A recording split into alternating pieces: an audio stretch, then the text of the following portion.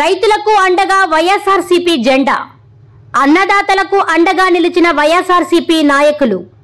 కోవూరు నియోజకవర్గంలోని రైతులతో కలిసి ర్యాలీ నిర్వహించిన వైసీపీ నాయకులు. ర్యాలీగా బయలుదేరి విడవలూరు తహసీల్దార్కు వినతిపత్రం.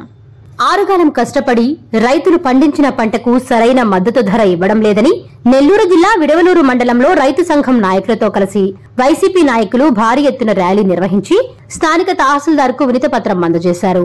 అనంతరం వారు మాట్లాడుతూ వైసీపీ ప్రభుత్వం అధికారంలో ఉన్నప్పుడు రైతులను అన్ని విధాలా ఆదుకుని వారికి అండగా నిలిచిందన్నారు. అయితే ప్రస్తుత కూటమి ప్రభుత్వం రైతు వ్యతిరేక పాలన చేస్తుందని, దాన్ని మేము ఖండిస్తున్నామని వారు తెలిపారు. రైతులు ఆరుగాలం కష్టపడి పండించిన పంటకు సరైన మద్దతు ధర కల్పించడంలో కూటమి ప్రభుత్వం విఫలమైందని వారన్నారు. ఇకనైనా అన్నదాతలకు పండించిన పంటకు సరైన మద్దతు ధర కల్పించి రైతులను ఆదుకోవాలని కోరారు. ఈ కార్యక్రమంలో మాజీ మంత్రి నల్లపరెడ్డి ప్రసన్నకుమార్ రెడ్డి, నియోజకవర్గ వైసీపీ సీనియర్ నాయకులు, కార్యకర్తలు, రైతులు పాల్గొన్నారు. మాజీ శాసనసభ్యులు కోవూరు నియోజకవర్గ వైఎస్ఆర్సీపీ ఇన్ఛార్జ్ అయినటువంటి నల్లపరెడ్డి ప్రసన్నకుమార్ రెడ్డి గారి సూచనల మేరకు కోవూరు నియోజకవర్గంలో ఉన్నటువంటి డెల్టా రైతులందరూ కూడా మద్దతు ధర కోరుకుంటూ ఇబ్బందులు పడుతూ ఉంటారు. వాళ్ళ తరఫున మనం ఒక ధర్నా నిర్వహించి తద్వారా పాలకులు కళ్ళు తెరిచి జిల్లా అధికారుల దృష్టికి తీసుకెళ్లి ఏదైతే రైతులు ఇబ్బంది పడుతున్నారో ఆ రైతులందరూ కూడా మద్దతు ధర కల్పించే భాగంగా ఈరోజు ఈ ధర్నాలో కార్యక్రమం చేపట్టడం జరిగింది. మరి ఏదేమైందో కానీ మరి పోలీసు సోదరులు కొన్ని అభ్యర్థనలు చేసినారు. మరి ఇక్కడ అసెంబ్లీ జరుగుతూ ఉంది. కొన్ని ఇబ్బందుల కారణంగా ఈ మైక్ పర్మిషన్లు మీరు ఈ యొక్క ఏదైనా కానీ నినాదాలు చేయకుండా దయచేసి మీరు నెమ్మదిగా వచ్చి మీరు కావాలంటే వినతిపత్రం ఇచ్చుకోండి. తహసీల్దార్ గారి విధంగా వాళ్ళ మాటలకి మేము ఏకీభవించి ఏదైతే పోలీసు వారు చెప్పారో అదేవిధంగా కూడా మేము అక్కడి నుంచి నిరసనగా వచ్చి ఇక్కడ వినతిపత్రం సమర్పించడం జరిగింది.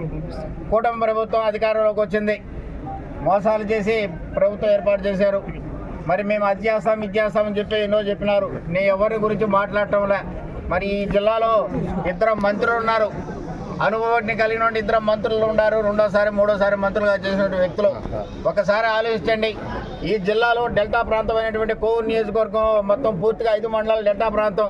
మరి పంట చేతులకు వచ్చే పరిస్థితుల్లో ఈరోజు మీరు జిల్లా అధికారులకి ఉత్తర్వులు ఇచ్చి సూచన సలహాలు ఇచ్చి రివ్యూలు పెట్టి మిల్లర్స్ను కూర్చోబెట్టి రెవెన్యూ అయితేనేమి వ్యవసాయ రంగ సంబంధమైనటువంటి సివిల్ సబ్సిడీ అందరినీ కూర్చోబెట్టి మరి ఏ విధంగా ప్రొక్యూర్మెంట్ చేస్తే మరి రైతులకి మనం గిట్టుబాటు ధర ఇస్తాం, ఏ విధంగా ఈ జిల్లాలో ఉండే రైతులను ఆదుకుంటామని ఒక మంచి నిర్ణయానికి మీరు శ్రీకారం చుట్టాలని మా యొక్క ధర్నా ద్వారా మీకు తెలుస్తుందని ఈ యొక్క ధర్నా ఏర్పాటు చేయడం జరుగుతూ ఉంది. ఒకసారి ఆలోచించండి.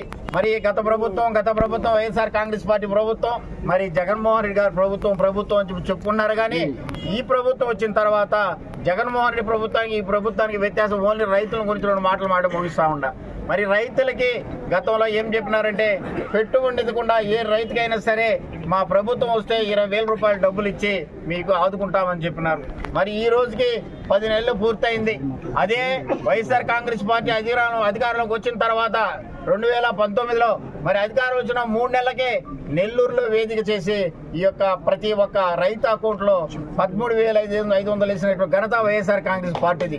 4 సంవత్సరాలు మాత్రమే 12,500 వేస్తాయని చెప్పి జగన్మోహన్ రెడ్డి ఇంకో అడుగు ముందుకేసి 5 సంవత్సరాలు 13,500 వేసి 67,500 ప్రతి ఒక్క రైతు ఖాతాలకు వేసిన ఘనత జగన్మోహన్ రెడ్డి కదా. ఒకసారి ఆలోచించండి. రైతుల పట్ల ఏ ప్రభుత్వం ఉంటుందో, రైతులకు అండగా ఏముంటున్నారు, రైతులకు అండగా ఏ కుటుంబం ఉంటుంది ఒకసారి ఆలోచించాలా. ఇక్కడ రైతులు అయితేనేమి ఇక్కడికి వచ్చినటువంటి ప్రతి ఒక్కరు కూడా మరి మేము పిలిచాం. ఏ యొక్క పార్టీకి సంబంధం లేకుండా రైతులందరూ రండి. ఏ పార్టీ అయినా పర్వాలా, పండించినటువంటి ధాన్యానికి మద్దతు ధర ఇవ్వటమే దానికి మా బాధ్యతగా తీసుకున్నటువంటి బాధ్యత శాసనసభ్యుడు నల్లపరెడ్డి ప్రసన్నకుమార్ తీసుకున్న నిర్ణయానికి ఇక్కడ ఉన్నటువంటి మేము అందరం కూడా కలిసి వచ్చి పనిచేయడం జరుగుతూ ఉంది. మరొకసారి ముందుకెళ్తే మరి గతంలో వచ్చేసి బీమా ఏదైతే ఉంటే ప్రభుత్వమే చెల్లించి ఏదైనా రైతులకు ఇబ్బంది కలిగితే నా వంతు నా ప్రజలు నా రైతులు అని చెప్పేసి గత ప్రభుత్వం ముందుకు వచ్చి బీమా కానీ వచ్చేసి ఏమైనా ఇబ్బంది జరిగితే బీమా కూడా ప్రభుత్వం భరిస్తూ ఉంటే బీమాను కూడా రద్దు చేశారు.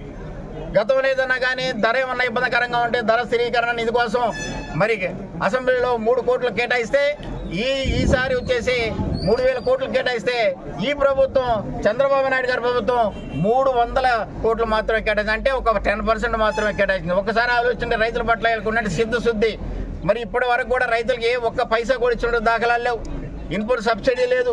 గతంలో మేము ఇచ్చినటువంటి సబ్సిడీ ఎరువులు అయితేనేమి, సబ్సిడీ విత్తనాలు అయితేనేమి, సహకారంలో ఎరువులు అందుబాటు తీసుకురావడం అయితే ఆర్బీకి అందుబాటులో తీసుకురావడం నిత్యం రైతులకు అందుబాటులో ఉన్న ప్రభుత్వం వైఎస్ఆర్ కాంగ్రెస్ పార్టీ ప్రభుత్వం.